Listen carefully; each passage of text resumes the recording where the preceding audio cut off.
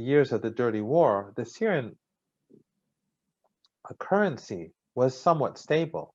Right. And the reason was because so much money was being brought into Syria by, you know, money from the Persian Gulf, these Arab dictatorships, from Turkey, from Western sources, that the Syrian currency was stable because of all these dollars injected into the country. But after ISIS and Al Qaeda and the other Western uh, aided terrorist organizations, Jaish al-Islam, Ahrar al-Sham, and all these, after they failed, the economy and people in Syria were really happy. The economy collapsed because Mm.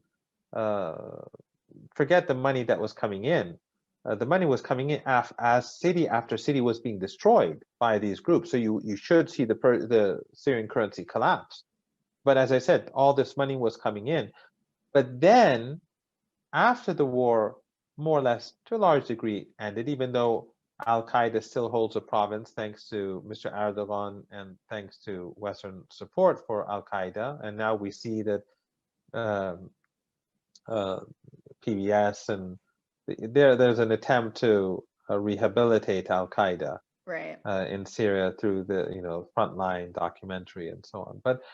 Uh, but now you see the collapse because Western governments, having failed to destroy Syria through their proxies, now they want to get revenge on the Syrian people through sanctions. So the economic situation now is worse for ordinary people than when ISIS was literally hundreds of meters away or a couple of kilometers away from where I was staying in Syria in the buildings that I was sleeping at nights in Syria 3, 4, 5 years ago.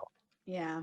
So when ISIS and Al Qaeda and other groups had taken parts of Damascus, major parts of Damascus city, the economic situation for the people in Damascus, in the government-held areas, was better than what it is now that all these places have been liberated, because the Europeans and the Americans are trying to strangle people. They're trying to make them suffer. They want to kill as many women and children and innocent people as possible to bring down the state so that they can get their way. It's revenge.